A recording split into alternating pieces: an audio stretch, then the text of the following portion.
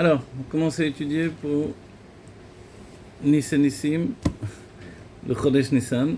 Voilà, le mois de Nissan. On rentre dans le mois de Nissan ce soir, à partir de ce soir.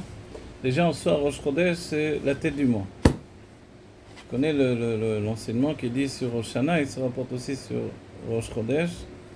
La question dans la Chassidut, on dit, mais pourquoi on dit la tête de l'année? De la même manière, pourquoi on dit la tête du mois? De redire le commencement de l'année, le commencement du mois.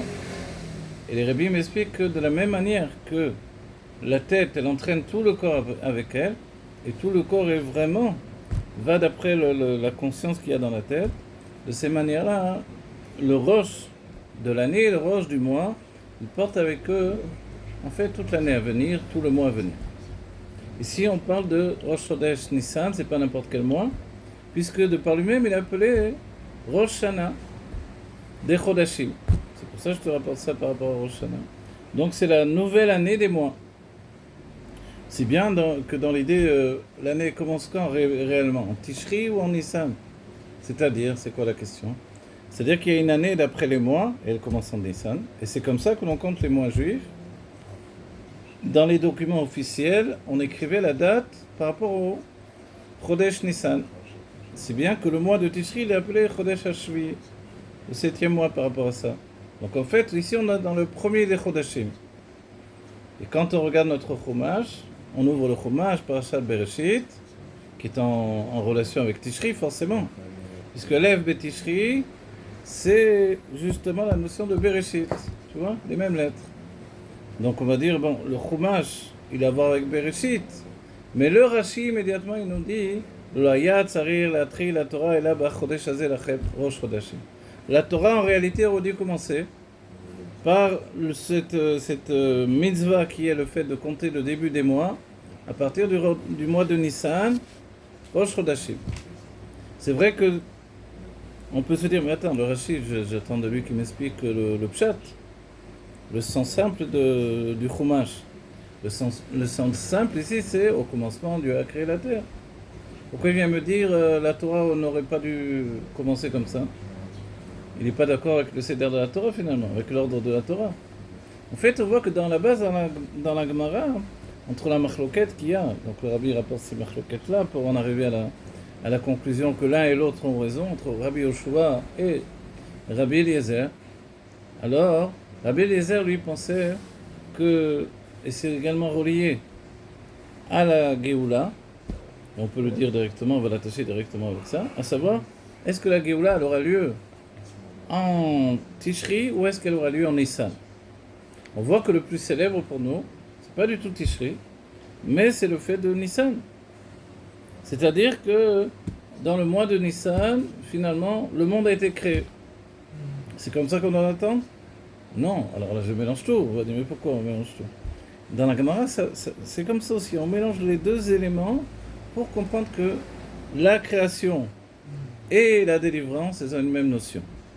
La notion de la délivrance, c'est en fait le fait qu'il y a une création et que cette création est effective ou la création a un autre niveau. C'est-à-dire, est-ce que la création est d'ordre divin ou elle est, comme on dit, d'ordre terrestre et naturel?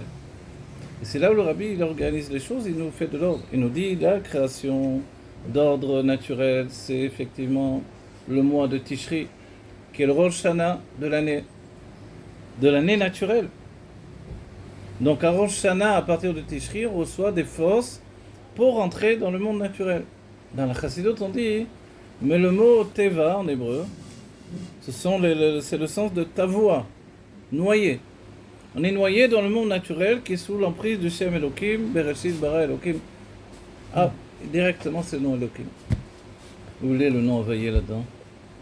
On serait attendu que la Torah commence avec Havaïe. En fait, les premières louchot, elles ont cette situation de Havaïe, les premières tables de la loi. Dès qu'il y a eu la brisure des tables, nous on a les secondes tables, et là la Torah elle commence par Bereshit. Et le Hari Akadosh il nous dit le bête de Bereshit par rapport au bête du Bria. Le monde de Bria. Qu'est-ce que le monde de Bria? C'est le premier monde de la création. Ah, donc, en fait, on comprend bien qu'il y a un monde de la création, que ce monde de la création, c'est le début de la vie que l'on connaît. Et là, on nous arrête dans les livres de Kabbalah, le Zohar, le Hari Akadosh, ils nous disent non, la création dans le monde de Bria, c'est une création spirituelle encore. Il n'y a pas encore le monde matériel. Alors on se demande, alors qu'est-ce qu'il y a dans le monde de Bria? Bria, qui veut dire création, le monde de la création, c'est un monde extrêmement spirituel. Et là-bas, c'est un monde intellectuel, où même les anges sont intellectuels. Et qui dit intellect, dit le contraire de matière. De la même manière qu'on ne peut pas enfermer un intellect, une idée dans une boîte. Donc aujourd'hui, on arrive à faire ça, on enregistre, etc. Ok? Mais c'est pas quelque chose de matériel. Une idée, reste spirituelle. Le monde de Bria, qui est totalement spirituel, reste spirituel. On va dire, quel est le lien? Alors, pourquoi la Torah a commencé par le bête de Bereshit, et le Hari Akadosh, il nous dit que c'est le bête de Bria? Comment ça fonctionne? En fait, on nous explique que le monde commence comme ça, mais le monde, ensuite, il va se construire petit à petit. C'est-à-dire que de Bria, on va passer à Yetzira. Et Yetzira, c'est un monde sentimental. Même les anges là-bas sont des anges sentimentaux. C'est-à-dire que le service de Dieu des anges de Yetzira, c'est un service de Dieu qui est d'après les sentiments. Qu'est-ce qui se passe dans les sentiments? Il y a un terme qui caractérise les sentiments, c'est l'aïtlaavout, je m'emporte. J'ai l'amour, j'ai la crainte. Le Tanya nous dit, il y a les deux ailes avec lesquelles on doit voler. On ne peut pas voler avec une seule aile. Donc on a l'amour et la crainte de Dieu. Et dans les mondes divins, les anges sont soit des anges du côté droit, l'amour de Dieu, l'amour c'est aussi le fait de se répandre, soit des anges du côté gauche qui est la crainte de Dieu. Et avec ces deux ailes-là, on peut voler. On dit que les anges, ils ont des ailes. Les ailes, en fait, c'est une faculté de se déplacer de niveau en niveau. Et quand on compte, quand on étudie, on se concentre sur ça, on dit, ok, combien il y a d'ailes chez les anges? En fait, il y a des fois des anges qui ont des ailes innombrables, presque. Tandis que la notion que nous on connaît dans le Navi qui nous dit que Beshtaim, avec deux ailes, les anges ils vont recouvrir la figure, avec deux ailes ils vont voler, avec des ailes ils recouvrent leurs pieds. On va dire c'est quoi cette notion? En fait ça réunit tout le cycle de ce qui existe dans le monde.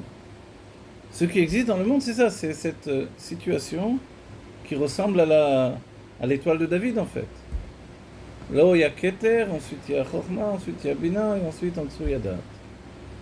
Ce qu'on retrouvera sur le Seder de Pessah, c'est ce Ségol, où on appelle ça le Ségolta, quand on met un point au haut et deux points en bas. Quand il y a deux points à droite, à gauche et un point en bas, ça c'est le Ségol. Le Ségolta, c'est pour la cantillation quand on lit la Torah. Et on explique que, en fait, c'est expliqué dans l'Etzraïm par exemple, qu'en fait les points, les voyelles dans le judaïsme, ça représente la neshama, l'âme. Tandis que la lettre elle-même, elle représente le corps. Donc on comprend bien que le monde, il ne peut pas être uniquement un monde lié au corps, il est aussi un monde lié à l'âme. De la même manière, le monde, il ne peut pas avoir un seul commencement. Il a deux commencements. Un commencement qui est lié au comportement naturel, c'est le mois de Tishri. Et c'est pour ça que juste avant Tishri, il y a Kafé Elul, où la création commençait à Kafé Elul. Et puis on a un autre comportement adopté, et le Rabbi précise que c'est une netinat koar, une force particulière qui nous a été donnée, pour avoir la force de servir Dieu de manière divine. C'est-à-dire divine, je traduis, de manière miraculeuse. Et c'est pour ça que le mois de Nissan, le Rabbi nous fait remarquer, il y a deux Noun dans Nissan. On dit alors deux Noun par rapport à quoi? Par rapport à Nissé, Nissim. Les miracles des miracles. Ça fait référence à quoi? Le Rabbi nous rapporte que ça fait référence au fait que la Névoua sur la Géoula nous dit que Dieu va nous montrer des merveilles comme au jour de ta sortie d'Égypte. Arenu Niflaot, tu vas nous montrer des merveilles. Ou montre-nous, on va voir la manière de prononcer elle-même, elle est directement Arenu, montre-nous. Demande finalement à Dieu de nous montrer les merveilles. On va dire, mais quelles merveilles? Les merveilles qui seront des merveilles même par rapport aux merveilles de la sortie d'Égypte. Ça sera pas naturel, alors ça sera flagrant. Voilà, effectivement, et c'est ça la grande question. Si on revient à la base, à savoir quand est-ce que le monde il est créé. Ensuite, la question, quand est-ce qu'il y aura la Géoula? La marloquette entre Rabbi Eliezer et Rabbi Yoshua, elle se rapporte sur le fait dans quelle situation on va se trouver au moment de la Géoula. Est-ce que nous-mêmes on sera dans un état proche du miracle, ou est-ce qu'on sera au contraire très naturel, c'est-à-dire enfermé dans le monde naturel? Je te rappelle qu'en hébreu, Teva c'est ta voix, c'est-à-dire noyé, tellement noyé que tu ne sais pas qu'il y a Dieu. C'est la parole des sages qui disent Mirov ha'etzim lo roim et haya. Il y a tellement d'arbres que je ne vois pas la forêt. Mais tu es dans la forêt là. Il y a tellement de matière que je ne vois pas Dieu. Il est où Dieu? Mais Dieu c'est tout ça. À quel niveau de Dieu? On a parlé de Dieu dans les mondes divins, les lumières divines, des choses spirituelles. Et là tu me dis que c'est Dieu. En fait le secret de tout ça, le secret qui se trouve derrière ça, c'est que le monde matériel renferme l'essence de Dieu. Et l'essence, on ne peut pas la saisir. L'essence, c'est rien, mais c'est tout. C'est bien que, O Mekomo Shelolam, Velo Olam Mekomo, il est l'endroit du monde, le monde se tient en lui, et le monde n'est pas l'endroit où il se tient. Donc en fait, on est dans Dieu. Compte tenu qu'on est dans Dieu, le vrai miracle, c'est qu'il puisse y avoir un monde naturel. Et le miracle qui est, en fait, des Nissim, des miracles et des miracles, ça, c'est naturel en fait. Parce que tu te dis, attends, j'ai pas compris. Quand je lis les histoires du Baal Shem Tov, je fais que des miracles, le Baal Shem Tov. Mais ça ressemble un peu aux histoires de magiciens, etc. On dirait, pourquoi la Torah l'interdit des sorciers? Pour qu'un magicien soit caché, il doit nous montrer ses tours en fait. Nous montrer que c'est pas de la sorcellerie. Nous montre, tiens, voilà, c'est comme ça que j'ai fait en fait. Alors il est caché. C'est-à-dire caché dans le sens, tu peux voir, c'est un amusement. C'est pas de la sorcellerie. Mais si c'est de la sorcellerie qui fait vraiment un tour, ou il va vraiment faire quelque chose surnaturel, on dit, il y a un klal, il y a une mitzvah dans la Torah, marchefa lo techaye. On ne va pas les tuer tous les sorciers du monde, c'est pas notre travail. Mais ceux qui font les hypnotiseurs, c'est quoi? C'est des sorciers ou pas? Alors, les hypnotiseurs... C'est bizarre parce qu'ils doivent toucher la personne pour que ça marche. Ouais, je sais pas si je pense pas que c'est la sorcellerie. On m'a dit que s'ils doivent toucher, c'est quelque part, il y a un peu de Touma. Un peu de... je sais pas en vérité te répondre. C'est intéressant à étudier le sujet. Quelqu'un qui m'a dit ça, j'ai trouvé ça intéressant. Non, moi aussi, au moment où je te parle, en fait, j'ai pensé à ça. Parce qu'il dit, c'est bizarre qu'il doit toucher la personne, donc il lui transmet un... Non, je crois que le fait de toucher, c'est comme un signal qui est établi avec la personne. Je sais pas. Que la personne, ensuite, elle tombe en...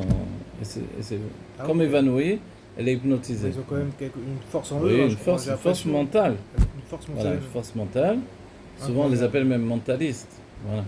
Donc, alors, la question, on va dire, ouais, mais le Baal Shem Tov, alors, quand tu fais des miracles, etc., quel rapport? On a l'impression que c'est la même chose. Oui, mais en fait, les tzadikim, eux, ils dévoilent que tout est Dieu, tout est divin. C'est ça les miracles. La sorcellerie, non. Elle vient masquer le divin et s'en sert pour masquer la réalité et faire une fausse réalité. Alors ça, c'est intéressant. Et c'est pour ça que on comprend bien que le monde divin, lui, il établit un lien avec Dieu qui est sans aucune séparation. C'est-à-dire, si je te dis la question, c'est quoi le peuple juif, si je devrais simplifier?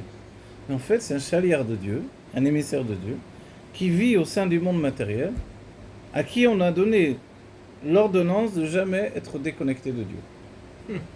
Alors, comment il fait? Parce qu'il est à fond plongé dans la matière. Il y a des gens plus spirituels en Inde, au Tibet, je sais pas. Mais le juif, lui, il est vraiment dans la matière, à fond. Alors comment il va faire pour être toujours avec Dieu? Alors Dieu, il a donné un moyen, c'est faire Torah Mitzvot. Étudier tout le temps, c'est-à-dire entretenir sa spiritualité, et connaître Dieu qui est une mitzvah. Le Rambam, il bascule entre deux mitzvot, qui est la date est availlée, velamin ba'avaye. C'est-à-dire la foi en Dieu et la connaissance de Dieu. On peut se dire, mais pourquoi c'est l'un ou l'autre de la mitzvah? Excusez-moi, la forme de Dieu. La foi en Dieu, la date availlée, et Emunat availlé. Emunat, c'est la foi, et date availlée, la connaissance de Dieu. C'est pas la même chose, hein? Non, c'est pas la même chose. Mais en fait, on voit que l'un entraîne l'autre. On ne peut pas absolument avoir une foi profonde dans quelqu'un qu'on ne connaît pas du tout. Déjà, Dieu, on ne le voit pas. On n'entend pas, a priori, sauf ceux qui sont des Névi'im, des prophètes. On peut avoir une foi simple, hein, et ça marche. Voilà. Alors, le Rabbi nous donne un enseignement quand même. Il nous dit, Mais nous sommes un peuple de témoignage. C'est quoi de témoignage? Eh oui, parce qu'on vient se plaindre, on va dire, Ototenu lorainu. Dieu, tes signes, on ne les voit pas, nous. Donne-moi un signe.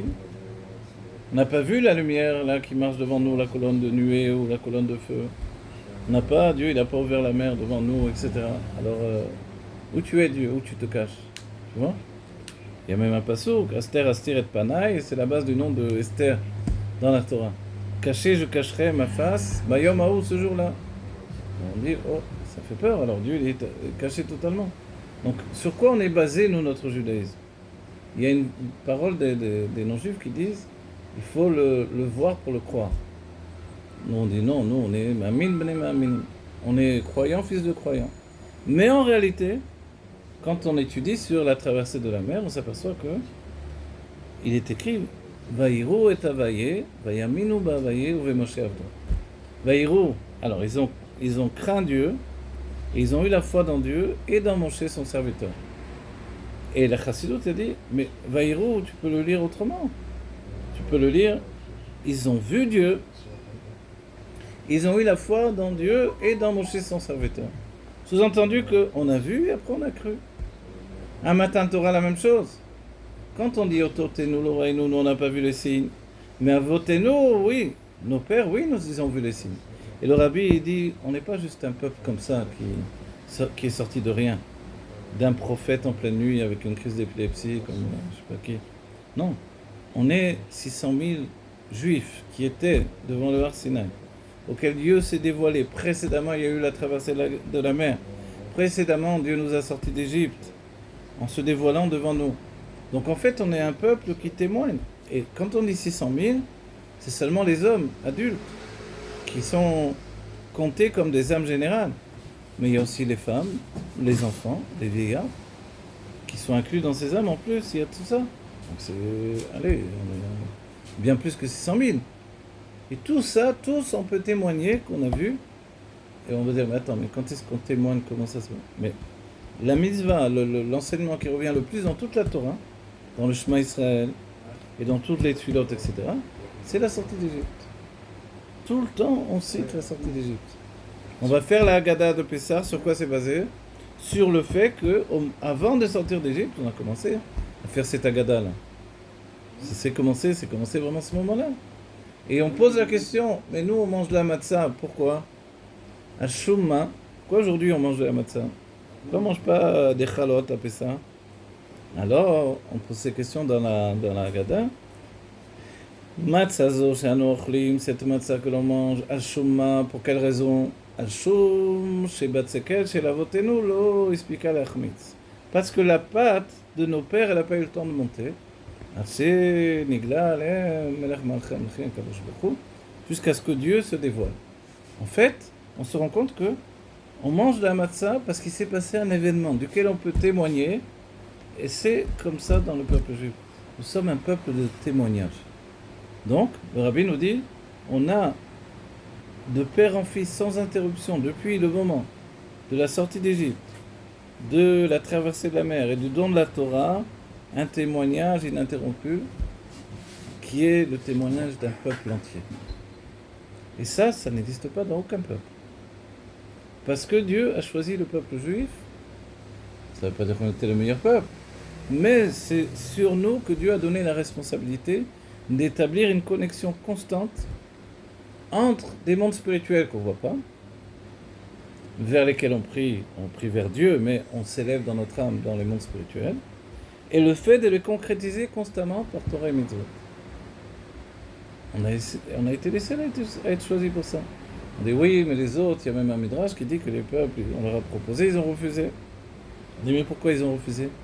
Parce qu'ils ont fait précéder, je vais te dire les termes des Rebbeim, la lumière au récepteur. C'est quoi la lumière au récepteur? C'est comme si on disait, ils ont fait précéder l'âme par rapport au corps. Ils ont fait précéder le nishma. Viens, on comprend qu'est-ce qu'il y a dans la Torah. Après nous ferons. Qu'est-ce qu'a fait le peuple juif? Exactement le contraire. On a mis en avant notre corps, on a mis en avant les réceptacles, on a mis en avant notre bitou, notre soumission à Dieu. Les sages ont dit, ils nous auraient demandé de couper du bois dans la forêt, on serait parti couper du bois dans la forêt. Donc en fait, le Naaseh Vinishma, c'est que je suis dans le bitoul absolu par rapport à Dieu. On va dire, mais c'est basé sur quoi ce bitoul? Sur le fait d'avoir été en contact avec Dieu, sur le fait de l'avoir vu, sur le fait qu'il nous est sorti d'Égypte. Et les sages posent une question incroyable, ils disent, mais comment ça se fait que Dieu, et le Rabbi le rapporte même entre Rabbi Yoshua ben Levi et un autre sage qui est le Ibn Ezra, Rabbi Yoshua Alevi, Rabbi Yoshua Alevi, qui a écrit celui qui a écrit le Kuzari, et le Ibn Ezra, qui est un grand commentateur de la Torah, qui est en Espagne. La question qu'il a posée, elle est simple. C'est pourquoi Dieu se présente à nous comme celui qui nous est sorti d'Égypte.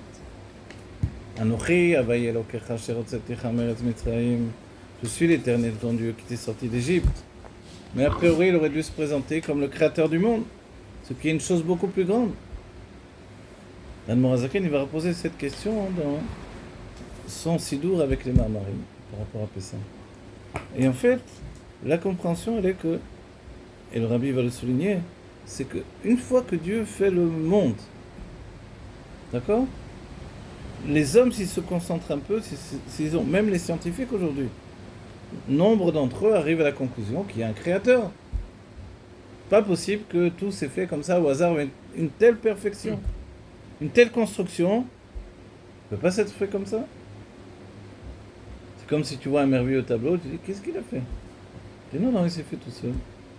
Il y a des couleurs qui sont tombées sans faire exprès. Mais les scientifiques le savent, sauf qu'ils veulent mettre Dieu de côté pour développer la science. Voilà, pour construire. Mais je ne crois pas qu'il y ait un scientifique qui ne croit pas en Dieu. Voilà, de plus en plus, en réalité. Enfin, je pense, je ne sais pas, en tant que scientifique, comment on peut dire que ça a toujours été là. Bon, peut-être ils disent que ça a toujours été là. Non, il y a une époque où la science était en contradiction avec la Torah. C'est vrai, on l'a vu, parce qu'il y avait une nécessité de s'affirmer. De s'affirmer, de se détacher de la Torah, de quitter le monde de la foi pour entrer dans celui de la connaissance. Il y a aussi des points de rupture qui ont été très grands, comme le fait de passer de la médecine ou même de l'analyse biologique du fait que finalement il y a les 4 éléments dans le corps, il y a les 4 éléments dans la nature, de partout, et par rapport à ces 4 éléments, tout existe. La Torah parle toujours de cette manière-là, elle a toujours ce même langage. Mais la science a décidé de se détacher de cette idée-là. Elle a commencé à rentrer dans l'analyse plus profonde. Il y a les microscopes électroniques, donc on a parlé d'oxygène, on a parlé d'hydrogène, etc. On a basculé vers autre chose. On a abandonné les 4 éléments. Mais en réalité, dans l'époque où on vit, de plus en plus, les choses sont en train de se relier. Pourquoi ça se relie? Parce qu'il y a une seule et même source de tout. Il y a une sagesse du Maaseh Bereshit, de l'action de la création, qui est très très grande. Et il y a une sagesse de la Torah. Peut-être même que la sagesse de la création est plus élevée que la sagesse de la Torah. Mais la sagesse de la Torah nous attache directement à Dieu, par le biais des mondes divins. Et ça, c'est notre travail à nous. Parce que tu peux te dire, attends, les non-juifs, même si de grands juifs ont participé avec de grandes idées, c'est des juifs qui ont laissé tomber la Torah la plupart du temps. Okay? En fait, le monde, il nous a apporté des grandes choses. On va dire, même si tu dis pas les grandes choses, tiens une machine à laver à la maison. C'est pas les sages d'Adma qui nous ont donné ça. Les gens, la télévision, ils ont... Voilà, on va dire, regarde tout ce qu'il y a. Donc, il y a quand même des avantages. Et qu'est-ce qu'ils ont fait les Juifs pendant des siècles? Ils ont étudié la Gemara. En fait, les Juifs ont permis tout ce qui s'est fait à l'extérieur. Simplement, ils ont travaillé de l'intérieur. Le but de la Gemara, par exemple, c'est le travail des Nitzotzot, d'élever les étincelles qui étaient enfermées dans la matière, de les élever pour que ces étincelles rejoignent la source. Jusqu'à ce que le Rabbi nous dise Nigmar Avodat HaBerurim. On a terminé. Ce qui est une parole pas prophétique, une parole qui est une parole de fin des temps. On a terminé le travail pour lequel le juif est venu au monde depuis en fait le travail qui se faisait sur les pyramides en Égypte. Et quand on est sorti, on a vidé l'Égypte de toutes les étincelles qu'il y avait là-bas. On a continué. Les Avot, les patriarches avaient préparé le monde, on va dire, on a vraiment terminé. Peut-être que de manière personnelle, on a encore quelques nitzotzot à lever de chacun d'entre nous. Mais ça n'a rien à voir avec le travail général qui devait être accompli. Et il est accompli. Donc tout est terminé. La Géoula ne dépend plus de rien. Et si on a terminé ce travail-là, on bascule dans un autre monde. Qu'est-ce que c'est? Le monde où Dieu se dévoile dans sa présence. C'est quoi? C'est le fait que l'essence de Dieu se trouve dans la matière. Tu vois, je ne sais pas si tu comprends. Quand on libère l'étincelle de divin qui est dans la matière, l'étincelle de divin, par exemple, dans un fruit, c'est le goût du fruit. Aujourd'hui, souvent, on se plaint, mais les fruits, j'entends parler les vieux encore plus que les jeunes, hein. Les fruits, ils n'ont plus de goût. Ah, si tu avais goûté un goût, un fruit, une pêche à mon époque, le pain, il n'a plus le goût du pain. Voilà. Allez, on va... Et dans la Gemara, on parle de ça déjà. Une orange d'aujourd'hui a 50 fois moins de vitamines qu'une orange de l'époque. Voilà. 50 fois Voilà, moins. tu te rends compte? Déjà, du temps de la Gemara, il nous disait le goût de la viande a disparu dès qu'on a arrêté les korbanot au Beth Amikdash. Alors, les sages nous disaient, si tu veux retrouver le goût de la viande, la moelle de la viande, elle a un petit peu du goût de la viande qu'il y avait avant. Dans la moelle, il s'est encore resté un petit goût de la viande. Mais plus on varie aujourd'hui, on a l'impression des fois, on sort le pain du plastique et on a l'impression de manger du plastique des fois. C'est-à-dire, on ne sait plus trop. La viande, ça n'a rien à voir avec les temps passés. C'est pour ça aussi, entre autres choses, qu'on n'a plus un travail à faire sur la nourriture. Les birourim sont terminés, donc en fait on travaille sur la matière elle-même. Mais pourquoi on travaille sur la matière? Puisqu'il n'y a plus un travail d'élever les birourim. Pour s'attacher à Dieu directement par la matière. Parce que dans la matière se trouve l'essence de Dieu. Donc on va être capable, c'est plus un birour, c'est un yichud, ça s'appelle. Le Tani en parle, les Rebbeim, l'Admorim Saïd. Le yichud c'est s'unifier. Je m'unis avec la matière. Travailler, ça veut dire quoi travailler sur la matière elle-même? Travailler sur la matière elle-même, le mot travailler il n'est pas exact, c'est s'unifier avec la matière. Mais de manière générale, on pourrait dire que ça s'appelle avodat hayichudim, tu vois. C'est-à-dire utiliser la matière? Utiliser la matière, tu vois. Mettre la matière de notre côté. Tu sais, le rabbi a parlé du pétrole. Le rabbi nous a dit, le pétrole en fait, il est fait de matière organique. Organique, ça veut dire des restes de corps qui se sont décomposés, d'animaux, etc., qui ont été compressés par la pression de la terre, et qui, avec la pression de plus en plus, vont faire une matière qui, au moment où on va creuser, elle va jaillir, et ça nous donne le pétrole. Et qu'est-ce qu'on découvre avec cette matière-là? C'est qu'en fait, c'est un matériau organique. Ça rejoint ce qui est dit dans le Sefer Yetzira. Je ne sais pas si tu as entendu un petit peu parler de ça. Le Sefer Yetzira, là-bas, il y a le pirouge du Ravad, il nous dit, il y a ce qui s'appelle le Koharma. Le Koharma, je connais dans Chassidut, c'est la Chochma. Tiens, regarde, Chabad, c'est Chochma, Bina, Vedaat. Donc le Koharma, c'est quoi? La force du main, c'est-à-dire le matériau originel avec lequel je peux faire tout ce que je veux. À l'image un peu de l'argile, avec l'argile, je peux faire un vase, je peux faire un verre, mais ça, c'est rien. Regarde tout ce que tu peux faire avec le pétrole. Tu fais de l'essence quand tu l'as raffiné au maximum. En chemin, tu peux faire du plastique, tu peux faire du textile. Voilà. C'est incroyable tout ce qu'on peut faire. Mais en réalité, tout ça, c'est la matière organique. C'est une chose qui était toujours là. Avant, comment les gens utilisaient le pétrole avant? Il y avait des lampes à pétrole, ou alors ils badigeonnaient les bateaux pour qu'ils soient navigables également. Alors on dit, bon, alors c'était toujours là, mais les gens n'avaient pas découvert ce que c'était. Ils n'avaient pas découvert l'utilité qu'on pouvait en faire, extraordinaire. Il fallait faire un bureau, une clarification du monde. Quand elle a été terminée, en fait, on a découvert, voilà, dans le pétrole, on a découvert comment on pouvait l'utiliser à fond. C'est-à-dire que nous, notre époque, et ça je te parle depuis déjà, on va dire depuis au moins 50 ans, on a été au bout des éléments qui nous ont été donnés.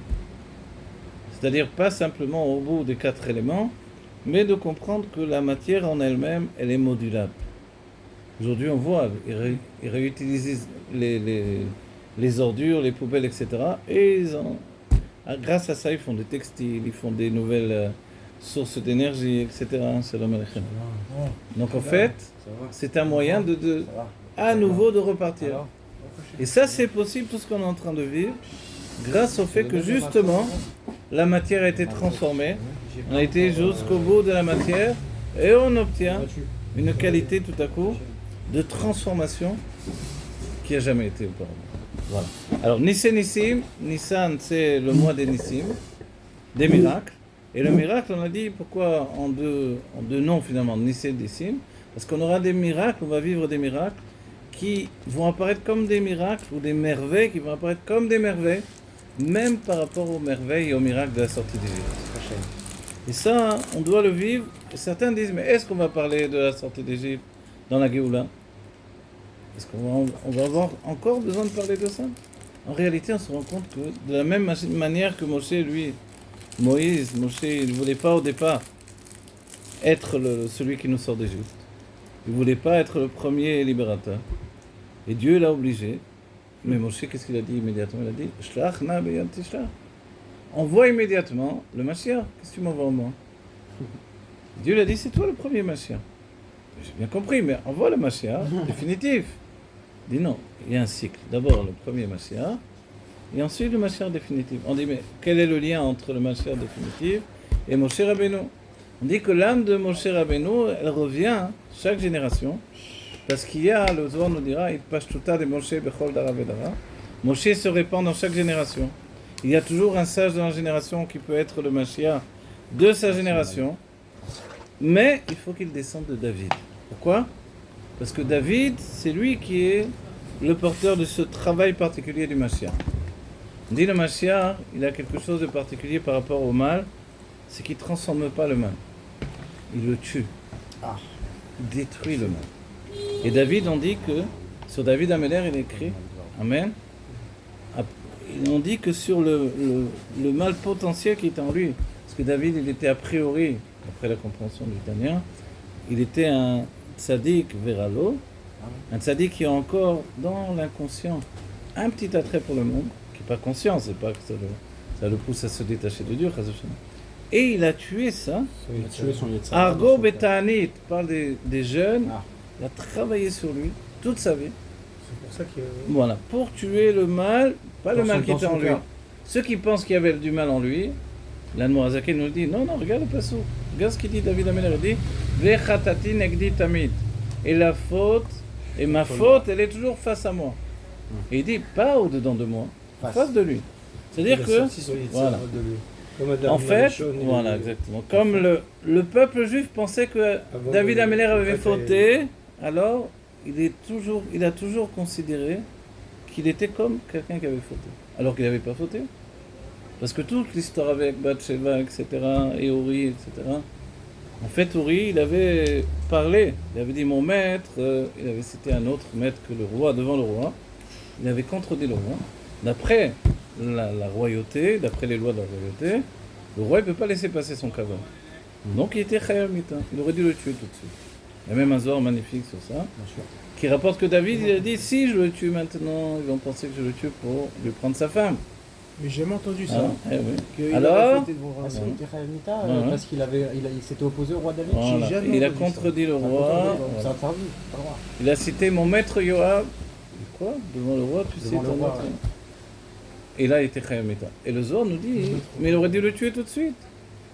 C'est bien que même après, quand la Gemara Maseret Shabbat, elle nous dit, Mi Shomer c'est David Chata, Eno Elatoe. Celui qui dit que David, il a fauté, ça, mais il se trompe. Voilà. Il se trompe. Elle était, le rabbi, dans les Réchimot, il fait toute une enquête sur ça. On n'étudie pas, mais moi j'ai étudié en tout cas. Ça le veut dire Réchimot chaque français. personne, il va manquer Voilà. de respect au roi. Le rabbi dit, Bathsheba, elle avait 7 ans. Bathsheba, si on avait besoin d'une preuve, c'est son nom qui indique son âge, elle avait 7 ans. Uri, c'était un homme qui ne pouvait pas consommer le mariage. Il avait un problème physique, il n'a jamais eu de rapport avec elle. Ensuite, il a envoyé, au lieu de le tuer directement, il a dit, je vais l'envoyer à la guerre dans les premières lignes. S'il est tzaddik, il va revenir. S'il n'est pas tzaddik, il ne reviendra pas. Et c'est ce qui s'est passé, il est mort sur le champ de bataille. Et vous vous rappelez, il y a un klal, Kol hayotze le Milchemet ben David, chacun qui sort pour la guerre du camp de David, on va dire, de David, il donne get kritout l'ishto. Alors pourquoi il a été Il réprimandé donne par, un get à sa femme, un Qui get. a la recommandé? pourquoi il a été réprimandé par Shaoul Par Shmuel Il a été, pas par Shmuel, mais Par, par Nathan Hanavi. Alors Mais il s'en est Parce que, Nathan Hanavi. voilà, ouais. Il s'en est Nathan même Hanavi. voulu parce qu'il n'a pas voulu. Le premier enfant, il a dit c'est à cause de ma Ah faute. oui. Alors il est dit que tout de J'ai pas- suite il a dit, quand Nathan Hanavi est venu le voir, il a dit Khatati Hashem. Il a fait un machal, etc. Il a dit Khatati Hashem. Mais il n'avait jamais fauté. C'est pas, voilà, c'est le niveau d'un tzaddik Voilà, c'est ça. qui c'est fait son niveau. tchouva Exact. sur l'inconscient. Tout le peuple juif a pensé qu'il avait fauté. Et quand est-ce que le peuple juif a vu que, en réalité, David c'était un tzaddik et que Dieu lui pardonnait? Quand Shlomo il est venu, vous savez, quand il y a eu la Chanukah Tabayit du Beth Amikdash, on dit que Shlomo il s'était marié avec plein de femmes. Là aussi, si on lit le Pshat, on dit Shlomo il aimait les femmes. Alors c'est un tzaddik ou il aimait les femmes? Il faut savoir. Donc c'était un tzaddik. Il voulait les ramener. Alors qu'est-ce qu'il voulait faire Shlomo Ameler? Il voulait apporter la Géoula et nous empêcher de partir en exil en se mariant avec toutes les filles des rois du monde. C'est-à-dire qu'il voulait apporter l'exil à Jérusalem. Shlomo il connaissait. C'est intéressant parce qu'on dit il y a les Améharetz. C'est quoi leur qualité? En fait, les Améharetz à la base c'est les gens de la terre. C'est qu'ils connaissaient la terre, ils pouvaient goûter la terre et disaient là il faut planter ça, là tu plantes tel légume, là tel fruit. Shlomo il savait à Jérusalem, à Yerushalayim, où se trouvaient les racines de toutes les plantes du monde entier. Il pouvait planter des plantes exotiques qui se trouvaient que sur une île Shlomo, là-bas. il perdue. savait ça. Il savait ça. Il savait Et tout. finalement, il était relié dans sa grande sagesse avec le Hamaretz dans le sens simple aussi. Ah, oui. Mais chez lui, ça atteignait un niveau extraordinaire. De la même manière, il a agi par rapport au monde. Il a dit, pourquoi je vais faire partir le peuple juif en exil? Je vais amener l'exil jusqu'à Yerushalayim.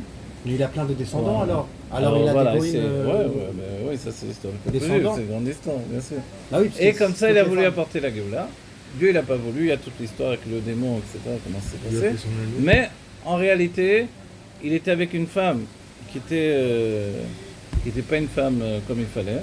Elle a mis le jour de Chanukah C'est la fille de Beth Amikdash. Saba, Elle a mis la reine de Saba. Voilà. non, Non, la non, fille pas de la reine Pharaon. de Saba. Elle était Ah, plutôt bien la reine de s'appelait- Saba. Ah, pardon, alors. Zahama. Ouais, moi je sais pas son nom, je vais pas On vous connaît pas, alors, inventer. on On est passé- Mais elle avait mis des tentures avec des étoiles. Un voile comme Voilà. ça. ouais. C'est-à-dire quand il regardait par la fenêtre, il se réveillait, Il voyait quoi? il regardait, comme on voit là le noir, Ouais. sauf qu'il voyait en plus les étoiles. Il a dit bon, c'est la nuit encore, ça va. C'est quoi le problème? Alors, au lieu d'aller au Beth Amikdash pour faire Il l'empêchait Chanukah de se à Beth lever, Amikdash, et tout le monde se lever attendait le pour bon la- matin, pour tout Chanukah le de peuple Beth juif Amikdash. était là-bas, tout le monde attendait, Jusqu'à ce que sa Et mère lui, il vienne était dans pour son l'envoyer. lit. À cause des étoiles. à cause des étoiles. Elle lui a mis un- Sa mère, on dit, mais tout le monde a dit, mais un leurre, comme où ça. il est Shlomo Ameler, où il est le roi C'est Shlomo? un truc qui est tombé. Et Bathsheba, on dit qu'elle est partie. Elle est partie jusqu'à la maison de Shlomo. Elle a sorti sa chausson. Elle a frappé son fils avec le roi. Hein. Oui, la mère de Shlomo. Voilà. Elle a Bathsheba. frappé, elle a frappé son fils avec le chausson. Elle a dit lève-toi, tout le peuple juif, attends au Beth Amikdash. Et comme ça, Shlomo, il s'est levé, il a couru vers le Beth Amikdash. Et c'est là où on dit que Shlomo, il a écrit, quand il a vu ça, sa mère qui agit comme ça, il a écrit le Eshet Raïl. Voilà. Le Eshet Raïl, c'est pour sa mère qu'il a écrit. C'est Il de n'a sa pas mère écrit qu'il pour a une appris. femme. Ouais. C'est pour sa mère qu'il a écrit, pas pour une autre femme. C'est cette conscience-là. En général, la femme, Ah, c'est une un peu femme, la même. Chéra, comme ça. Voilà, c'est ça ce qu'un homme il doit chercher. Donc, que ce soit David ou Bathsheba, hein, on ne parle pas de Réchaïm là. On dit que quand David, je vous rapporte en vitesse, il est parti pour tuer Goliath, alors il y a un moment, c'est un Midrash qui rapporte ça, mais c'est quand même important. Le Midrash nous dit que, Amen, que au moment de, quand il a assommé Goliath avec la pierre, il n'était pas vraiment mort Goliath à ce moment-là. Il est tombé. Maintenant, il s'est dit, il ne faut pas qu'il se réveille, je vais lui couper la tête. Mais pour lui couper la tête, il fallait une grande épée, parce que c'était un géant. Alors, il a voulu prendre l'épée de Goliath. Mais l'épée de Goliath était enfermée avec un espèce de Un code. fourreau. Ouais. Dans son Mais fourreau. avec un code, et Goliath, il avait un serviteur, c'est-à-dire un bras droit. Non, tu sais comment on dit, les chevaliers, ils avaient toujours un Un bonhomme. écuyer. Un écuyer, voilà. Un écuyer. Et David, il a dit à l'écuyer, qui était Ouri en fait, il lui a dit, donne-moi le code de ce truc, j'ai besoin de l'épée. Oh, c'était un Philistin, là. Ouais. Et lui, il a dit, moi je te donne, mais à deux conditions. Il a dit, c'est quoi tes conditions? Un, je vois la force de Dieu en toi et je veux être Yehudi. Oh. Je veux l'Eid Gaïa. Il a dit, d'accord. Deuxième condition, je veux une femme juive. David était pressé, il a dit ok, j'aurai une femme juive. Et il est sorti une batte colle qui a dit ah, tu donnes facilement comme ça une femme juive, mais tu vas donner la tienne. Voilà. Et c'est là où son Zivug Amiti, son âme sœur à lui, Bathsheba, elle est partie avec ce rachat-là. Donc quand il est devenu juif, et après il a pris, mais elle était trop jeune, c'est un mariage. Le rabbi, quand il rapporte ça dans le Réchimot, il le rapporte comme le fait d'un mariage à condition. Par exemple, et il rapporte aussi Rivka. Elle avait 3 ans, on ne pense pas que Yitzhak s'est uni avec elle quand elle avait 3 ans. Le Vadaï. Voilà. Donc en fait, ça s'appelle un mariage à condition. C'est pas des fiançailles, mais c'est un mariage à condition. C'est-à-dire, elle peut venir dans sa maison, ils font pas une avéra, ils ont le yichud qui est permis, mais on attend qu'elle soit adulte pour qu'il puisse venir avec elle. Mais donc du coup pour le cas de Ori, il n'était Voilà. pas consommé. Du coup, il n'avait pas consommé le mariage, elle avait que 7 ans pour l'instant, et finalement, hein, c'est David qui va s'unir avec elle la première fois. Et il y a même, moi j'ai lu ce passage du Zohar, le Zohar, Amen, rapporte le fait qu'il y a le Malach Hamavet, le Satan, il est là, en train de chercher des accusations sur David. Au moment où il s'unit avec Bathsheba, il cherche des anges de l'accusation, il n'en trouve aucun. Il dit qu'est-ce qui se passe, comment ça se fait? C'était une protection, quelque chose. On lui dit mais qu'est-ce que tu veux? C'est sa femme, son Zivug Amiti, c'est son âme sœur depuis chez Il n'avait pas Bereshit. l'habitude que ce soit Voilà. facile. Toujours il y a Voilà. un truc contre Voilà. lui. Donc c'est son Zivug Amiti, son âme sœur depuis le début de la création. Donc maintenant les choses seront mises à l'endroit. Alors on va dire, alors pourquoi David il a fait tchouva toute sa vie? Parce que le peuple juif pensait qu'il avait fauté, et parce que lui il a fait quand même rentrer son sécher. David il a dit de Shaoul, vous vous rappelez le passage où David il est revenu, il dansait, il sifflait devant l'Aaron à Brit, quand il y avait 2 Aaron, on dit, où il y en avait, quoi qu'il en soit, l'Aaron il est parti chez les Plistines, quand il a rapporté, alors tu regarderas dans le Na. C'est avant qu'il devienne roi. C'est la Non, après, il était déjà roi. Il était déjà roi. Cette semaine, tu peux voir. Et quand il arrive avec le Aaron, il danse et puis il fait la fête devant. Et maintenant, il y a sa femme, qui est la fille de Shaoul. Michal. Voilà. Michal, comme il avait obtenu Michal, Shaoul, il a mis à l'épreuve, il a dit rapporte-moi des prépuces de sang Sans Philistines, Philistine. et moi je te donne ma fille. Et c'est ce qu'il a fait. Il avait besoin de David pour vaincre l'ennemi, il a utilisé cette chose-là. Ok. Mais maintenant. C'est les Mishma de ma grand-mère, c'est Saïdoula. Il y a un nom, le chêne, il est là. Toïbe Bat Fiver. Toivé, bah, Favel. Toïbe Toïbe, Bat Fiver. Bat Faivel. Taïbé, Ah, Amen, voilà, qui reviennent immédiatement dans la Géoula Mitigash. Donc, voilà, quand David il dansait comme ça, etc., Michal, elle lui a dit tu me fais la honte là, David. C'est comme ça qu'un roi il se comporte. J'ai jamais vu mon père se comporter comme ça. Et qu'est-ce qu'il a répondu, David? Il a dit mais ton père c'est un roi Alpi Sechem. C'est un roi intellectuel. Moi je suis pas un roi intellectuel. Je veux m'humilier devant Dieu. Je ne me suis jamais humilié suffisamment. Et on dit que David, il étudiait par terre. Et ça, je lui disais, mais David, tu es notre roi, mais tu ne dis pas par terre, assieds-toi. Assieds-toi sur une chaise, sur un trône, comme il faut. Il disait, non, devant Dieu, quand je suis roi, je suis sur mon trône, mais là, je suis en train d'étudier, je veux être rien devant Dieu. Voilà, et ça, c'est David Améler. Ce comportement, ce travail, c'est un état qui transforme tout. Même Bien il n'a sûr, pas de c'est un- faute, c'est il un fait état. Tchouba toute sa vie. C'est fou Voilà. quand même. Parce C'est qu'ils fou, ont pensé qu'il avait fait des fautes. Alors quand Shlomo Améler, il arrive finalement au Beth Amikdash, on dit que pour ouvrir le Beth Amikdash, alors, ils n'ont pas réussi, les portes étaient fermées. Donc Shlomo, il a vu que c'était là-haut que c'était fermé. La prière. Pas juste une histoire de clés. Il y a des clés spirituelles. Alors il a demandé aux Nevi'im de chanter. Les Nevi'im, ils ont chanté. Ils n'ont pas réussi à ouvrir les portes en haut. Alors il leur a dit de faire ça s'appelle des réananot, c'est-à-dire des clés avec les voix comme ça. Vous savez, comme dire, oh, mais d'une manière très profonde. Et ils n'ont pas réussi. Alors Shlomo, il a chanté lui-même. Parce qu'il connaissait des clés avec les voix, parce que les voix c'est lié au Incroyable. secret divin, des noms divins. Alors il a commencé, lui, il a ouvert toutes les clés. Il a vu que c'était fermé justement. Alors il a commencé à faire des petits trucs. Il a dit Dieu, ouvre-nous du mérite des avots. Rien qui fonctionnait. À la fin, il a dit ouvre-nous du mérite de mon père David Améler. Et là, les portes se sont grand ouvertes. Et là, tout le peuple juif a vu que Dieu avait pardonné à David le fait d'avoir travaillé toute sa vie pour expier une faute qu'il n'avait pas vraiment commis, en fait, ça a ouvert les portes du Beth Amikdash. Et ça, c'est pas rien. Donc en fait, c'est ça la vie. Quelquefois, on rentre dans des situations où on croit qu'on va se dire, mais les autres, ils vont penser que, écoute, fais ce que tu dois faire, mais ne rentre pas trop ta tête dedans. Fonce. Fais ce que tu dois faire. Si tu es roi, on dit, la grande qualité d'un roi, c'est quoi? Le rabbi nous dit, le roi à l'intérieur, il est le chiflout. Le chiflout, ça veut dire quoi? Chiflout, c'est l'humilité. Il y a un passage, Shafel Haïti Be'enai, dans les Télim. J'étais humble à mes propres yeux. Shafel, c'est humble. Ouais. Pas Anav. Ouais. Alors, c'est quoi la différence avec Anav? Alors, Anav, les Shafel, Chiflout. Et Anava, c'est lié avec la Chokhma. Anava, tu es humble devant quelqu'un Anav Mikol Adam. qui est, voilà, plus haut que... Moshe, il était humble parce qu'il voyait que Dieu était tellement dévoilé devant lui que c'était impossible. Mais on dit que Moshe avait une autre source d'humilité. On dit qu'il avait vu le peuple juif à la fin des temps, notre époque, à la venue du Mashiach, et le fait qu'on n'avait pas, comme on a dit tout à l'heure, au Totenu l'oreille, nous on n'a pas vu les signes. Si on n'avait pas eu le rabbi, peut-être que ça aurait été encore plus catastrophique que ce qu'on a vécu là maintenant. D'ailleurs, le rabbi nous a poussé, il nous a réveillés, à un tel point, moi quelquefois je me suis dit, mais comment ça se fait quand on lit l'histoire des Juifs dans le désert? C'est nous, ne croyez pas que c'est les autres. Le rabbi nous dit, on est les réincarnations de ceux-là, on est les Gilgulim. Ok. Alors, c'est pour ça que les femmes elles commencent à monter en flèche, elles enseignent de tous les côtés, elles font des cours, elles font chatchala, elles font tchouva encore plus que nous d'un certain point de vue. Voilà. Alors, mais parce qu'ils n'ont pas fauté avec la faute du veau d'or.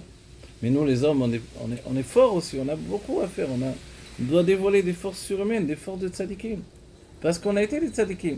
Là on nous dit, on est comme un nain sur les épaules d'un géant. Mais souvent on croit que les géants c'est les autres. Non, c'est nous-mêmes le géant.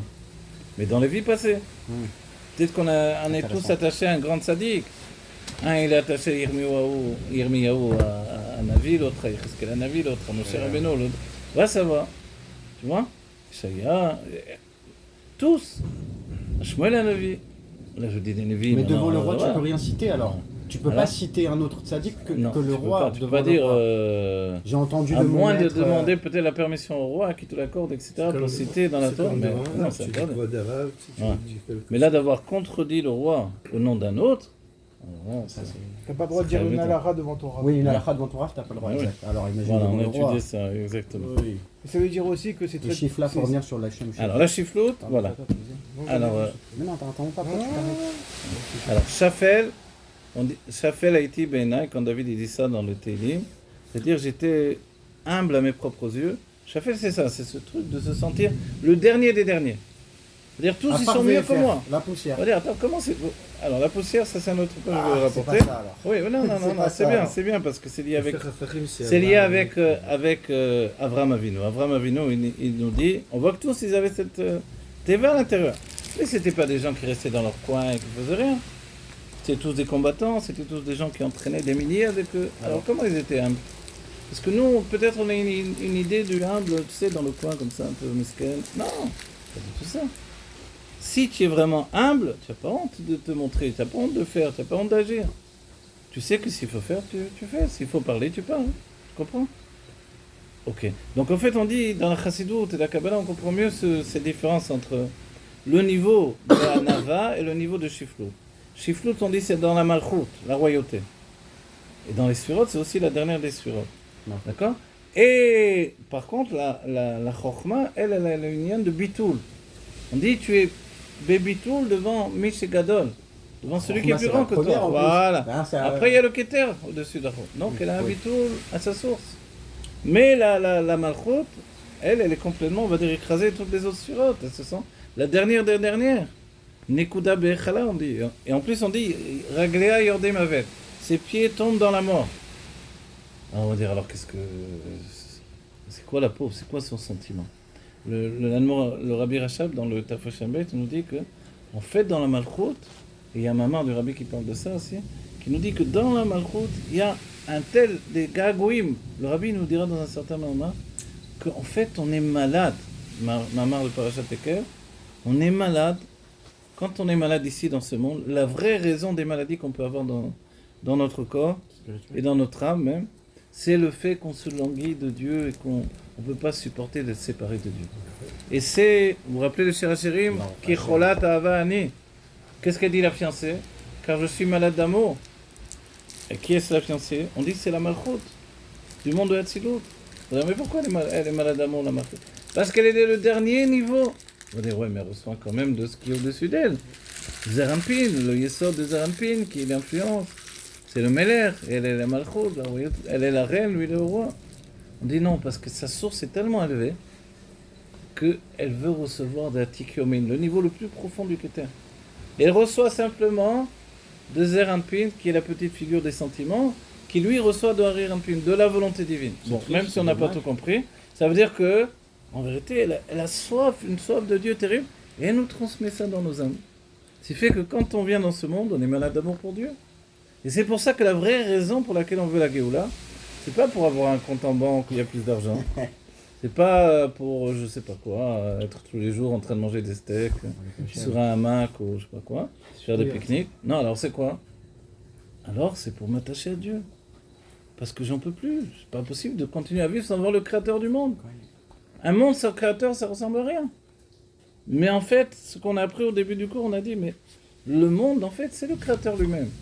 Oh, mais comment chez l'Olam, mais comment? Le monde, c'est l'endroit où il se trouve. Et c'est-à-dire que le monde se trouve en lui. Oui.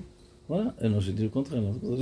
Le monde se trouve en lui et lui ne se trouve pas dans le monde. Alors Voilà. C'est pour ça qu'il y a une sikha du rabbi, ça s'appelle Menachem Sion, dans le livre qu'ils ont réuni, quand le rabbi a été faire Nechum Avelim, consoler les endeuillés. Il a été consolé le rabbi de Satma. Je ne sais plus qui l'avait perdu, il s'est rapporté la main.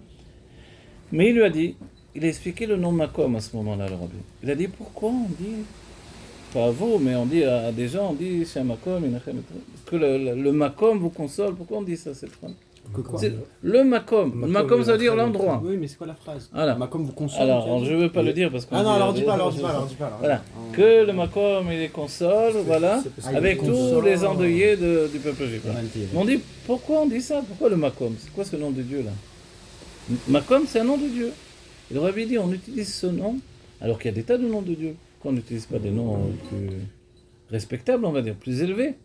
Parce que ce nom-là, il est en relation avec la sensation du monde matériel. Il ressent nos souffrances dans le monde matériel. Il ressent la situation où on est. Vous savez, la pire des choses, c'est d'aller, quelquefois, moi j'ai assisté à ça une fois, un rav qui arrive pour consoler les endeuillés, et en fait, il leur parle d'une manière de Torah tellement froide qu'il ne se rend pas compte qu'il est en train de les flinguer. Ouais. Je vous dis, moi c'était une maison de Marocains. On m'a invité pour venir parler aussi. Il y avait un rav devant moi. C'est un métier, hein. Ouais, Oui. Mais le rav, en fait, il était de sa tête dans la Gemara, il a commencé à parler du corps en putréfaction, etc. Ah oui, il a été sec. Oh là là, la famille, là, il y avait les hommes, ils ont dit on va le taper. Je les ai retenus, tout ça, j'ai dit attendez, j'ai rattrapé le coup. Machin. Mais il n'avait aucune conscience. Il voulait leur faire tchouva, mais d'une manière grossière, Moussa. Ils ont l'idée comme ça, puisque les gens ils sont en situation, maintenant ils sont déjà brisés, quoi. Voilà. Il s'est dit ça va rentrer facilement. Alors non, je sais pas, on va les briser encore plus, ils vont faire ça. Mais tu peux pas faire ça avec tout le monde. Et notre génération, elle n'est pas faite pour ça. Voilà. Notre génération, elle est plus faite pour cette loi comme ça. Et moi, j'ai rattrapé le coup, mais sinon, ils se faisaient taper. Hein. Les hommes, ils étaient en train de se chauffer. Les Marocains étaient costauds en plus. Ils ont dit, c'est pas Kavod pour le défunt. C'était un Marocain. Hein? Ouais, c'était une famille. Bon, j'ai rattrapé le coup, tout ça, mais moi aussi, j'étais choqué en vérité. Parce que la Torah ne doit pas nous rendre insensibles à la situation des autres. Et c'est ce que le rabbi a dit. Pourquoi on utilise le nom Makom? Parce qu'on ressent la souffrance. On dit que quand on vient chez les endeuillés, on ne parle pas. S'il ne nous parle pas, on est là, on ne dit rien en fait. Tant que lui ne parle pas le premier, on ne parle pas. On dit mais pourquoi? Mais parce que tout ce qu'on va sortir, c'est inutile. On va sortir de la bouche. Style Mashropra, comment ça va, c'est pas le moment de dire ça. C'est le moment de rien dire. Tout ce que tu vas dire, ça va être. Mais s'il vient te parler, alors tu peux lui parler avec simplicité, etc. Voilà. Ok. Alors on va dire, ok, le makom, c'est cette sensation de la situation de l'homme ici-bas. On a commencé le cours en disant il y a deux notions. Il y a deux créations du monde. il y a deux Rosh Hashanah des Melachim, Oui. et c'est aussi, les sages nous disent, des Malachim également. Ah, Melachim, ce sont les rois. Donc les documents officiels c'est Nissan. sont transformés à partir de Nissan. Voilà. Nissan. Si, dans l'année, le roi, tel roi, comme on voit dans les anciennes, même les prophéties, nous dit, à l'époque, troisième année du règne du roi un tel, etc. On compte sur Nissan. Voilà. Si, entre-temps, le roi est Niftar, alors, on ne va pas changer les documents officiels, on les changera qu'à partir de Nissan. Donc on est toujours, même s'il y a un nouveau roi qui est là en fonction, on a toujours les documents officiels qui parlent de la royauté du roi précédent. On lui laisse terminer son année et on remet à jour tous les documents à partir Et de t'as dit Nissan. Malachim aussi. Voilà. Alors maintenant, le Baal Shem Tov et le Maguid, c'est le Maguid de Mézek qui va apporter ça. Il nous dit, c'est également Rosh Hashanah des Malachim, des anges. C'est le même nom.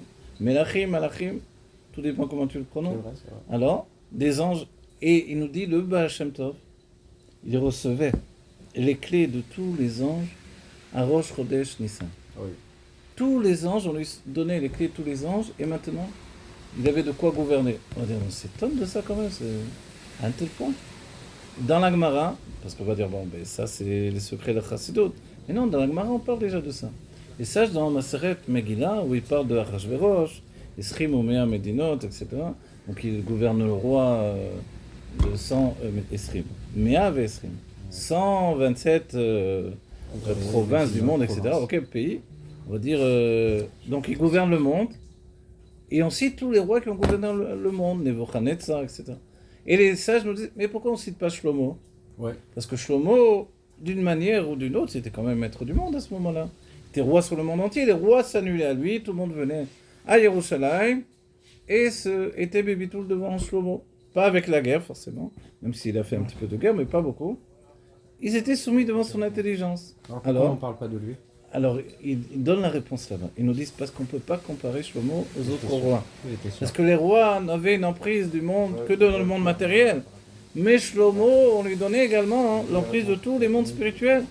Lui aussi, on lui donnait les clés de tous les anges. Alors ça, c'est autre chose, c'est un autre monde. Tu comprends?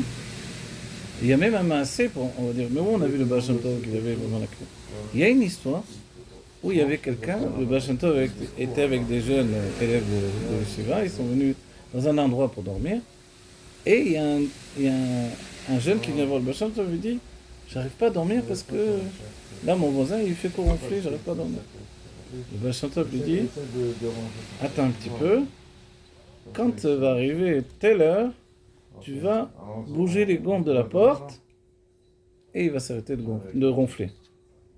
On est arrivé l'heure qu'il lui a dit exactement, en fait c'était juste avant le passage de Chatzot, etc. Il a arrêté de ronfler. Enfin, peut-être pas, je dis une bêtise dans le passage de Chatzot parce qu'il s'est levé à Chatzot pour étudier, machin. Alors, mais bon, ça a marché. Et ça a marché. Oh. Mais après il a recommencé à ronfler. Il est revenu voir le Baal Shem Tov, il a dit non, je peux plus rien pour toi. Je t'explique pourquoi. Parce qu'auparavant, c'était la passation des anges. À ce moment-là où les anges venaient se remplacer dans les shmirot de la nuit, dans les veilles de la nuit, alors là je pouvais agir. Là maintenant, quand c'est changé, ça y est. voilà, et l'autre il est déjà en place, lui il ronfle, alors écoute, laisse ronfler pour l'instant, on va pas s'occuper de ça. Mais il voyait exactement chaque chose, il régissait tout ça. Et ça, cette force de tout régir, de tout voir, c'est relié avec quelque chose qui est donné au peuple juif. Et nous, on est en rapport avec ça. Mais pour nous, c'est pas dévoilé. On va dire alors quoi? C'est que le peuple juif est en relation avec les mondes spirituels. Et c'est ça le judaïsme. C'est-à-dire, on est dans le monde matériel jusqu'au bout, jusqu'au cou, puisqu'on nous dit Teva, la Shem Tavua, on est noyé dans le monde matériel. Et pourtant, on est en relation avec les mondes spirituels à un niveau extraordinaire. Si bien que nous, on doit étudier la Kabbalah, et le Hari a dit, c'est une mitzvah, une nécessité, avant la Géoula, d'étudier cette sagesse-là. Alors peut-être que si on rentre dans les livres de Kabbalah, c'est un peu compliqué, il y a trop de détails. La Chassidut. Voilà. Mais la Chassidut élabore la Kabbalah au niveau les plus profonds. Donc on peut la comprendre, l'analyser. Si on veut vraiment se pencher sur les livres de Kabbalah à fond, moi tous les matins je donne des cours. En ce moment-là, les élèves ils ont voulu étudier Tafresh Ben du Rabbi Rachab. À l'Yeshiva au numéro 11 de Shmuel HaNatziv, 11h30. J'ai un cours, on étudie le Rabbi Rachab. Si vous travaillez, vous pouvez venir le dimanche au moins. Et là-bas, on étudie Tafresh Bet. C'est vraiment la merveille des merveilles de la Chassidut. C'est quoi ça? Ça, c'est le Rabbi Rachab, il reprend toute la Kabbalah. C'est pas Tania. Non, c'est toute la Kabbalah réexpliquée d'après la Chassidut. Waouh. Comment On ça dit que s'appelle c'est le Tafresh Enbed, c'est l'année en fait. Ça s'appelle Besha Sheikh Dimou, à l'heure où ils ont devancé Naaseh Benishma. Alors il explique tout, mais d'une manière révolutionnaire. Hein? Au 11, Shmuel Attends, le Rabbi Rachab, il a réécrit sur le Zohar. il écrit. Alors les Rémim, ils ont des piroshim sur le Sur la- Zohar, on réexplique le Zohar. Mais le Rabbi Rachab, lui, Il a fait une compilation de... de 3 livres énormes que le Rabbi a édités. Et ça, c'est pas Tania, ça. C'est pas tellement. Non, les rabbis, chaque rabbi, il a au moins une vingtaine de livres. Tu vois? Donc le Rabbi Rachab, il est appelé le Rambam de la Chassidut. Comme le Rambam, il nous donne la halakha, alors de toute la Torah, le Rabbi Rachab, il donne également, on va dire, la halakha spirituelle sur toute la Pnimiut Torah. Donc il nous explique d'une manière tellement rationnelle les secrets des secrets les plus... les choses les plus profondes des sphirotes et des mondes divins, etc. Il faut aimer ça. Mais c'est déjà rentré dans la Géoula. Voilà.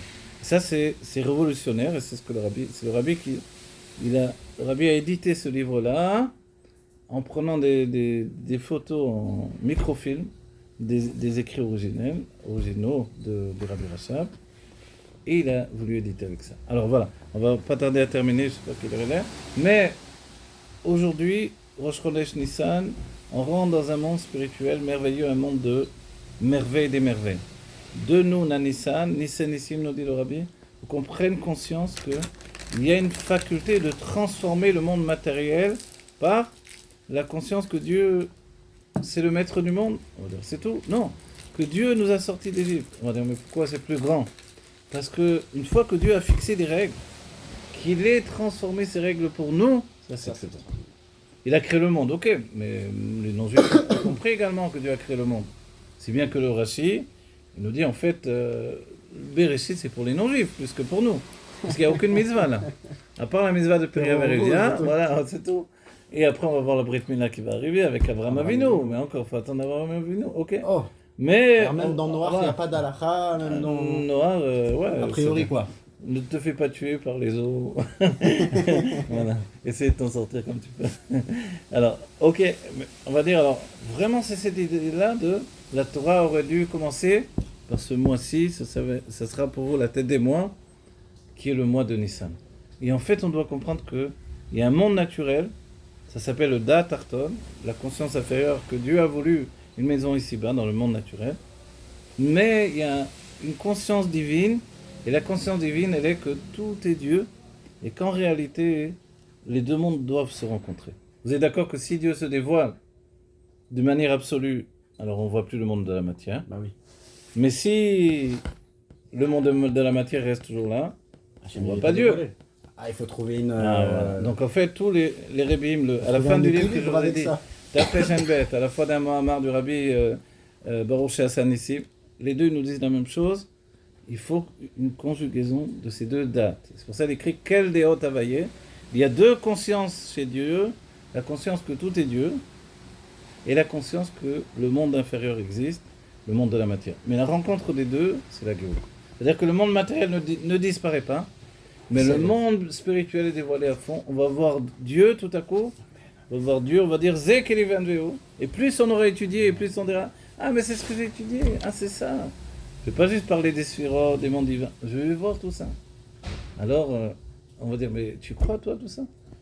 Mais si on va voir quelqu'un du siècle dernier, on lui dit, tu sais, il y a une sorte de grande machine avec des ailes qui pèse des tonnes, elle vole dans le ciel, on me dirait, descends-moi de là. Je veux que je te croie. Qu'est-ce que tu me racontes comme bêtise? On va dire, tu as bien vu? Regarde, un avion qui pèse des tonnes, il est en train de voler dans le ciel. On y croit, parce qu'en fait, on n'a pas besoin d'y croire, on le voit, on est monté dedans. Et toi qui fais un cours et que des gens ils peuvent voir à 10 km. On dit, le Rabbi rapporte une chose incroyable, il dit que le Baal Shem Tov, avec ses yeux naturels, il voyait sur plusieurs kilomètres. Et quand il ouvrait le Zohar, il voyait d'un bout du monde à l'autre. Pourquoi il voyait avec plusieurs kilomètres? Parce qu'il avait fait un zikour, une purification de son corps tellement forte que même les montagnes ne lui résistaient pas, il voyait à plusieurs kilomètres. Et dans la Géoula, on va tous être comme ça. Dieu, on dit qu'il va planir toutes les montagnes, on va voir d'un bout du monde à l'autre. Voilà, qu'on ait vite la Géoula Mitiv Lashlemat, Théophomien Mamash. Amen. Le Rabbi Melech Mashiach se dévoile. Amen. Et le dévoilement du Rabbi, c'est ça, c'est le dévoilement de Dieu. C'est-à-dire, c'est ça ce qu'on veut. D'accord? Le Rabbi, il est pour nous celui qui nous élève au niveau de la proximité avec Dieu, d'un niveau extraordinaire, de voir que rien d'autre que Dieu, Kepshuto Mamashich, Chiam Ben Hamashich.